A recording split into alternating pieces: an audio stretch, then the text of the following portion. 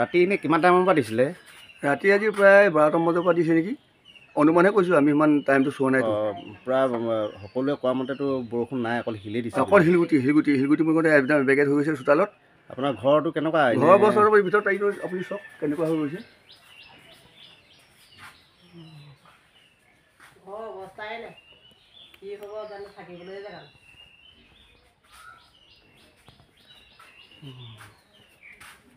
একোৱে নাই,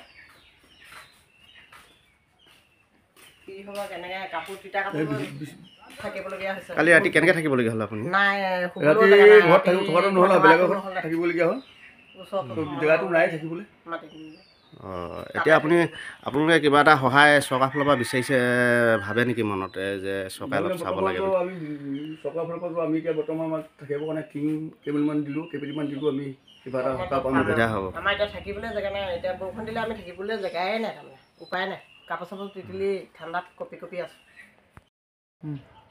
যোৱাকালি প্ৰায় 24 তাৰিখ ৰাতি 11:30 বজাৰ পৰা অকল শিলাবৃষ্টিয়ে মানে অকল শিল বৰষুণ, মানে সমগ্ৰ কামচি অঞ্চলত প্ৰায় 100% ভিতৰত 80% মানুহে, মানে 80 ঘৰ মানুহে পূৰা অৱস্থাটো একেবাৰে বেয়া হৈ গৈছে।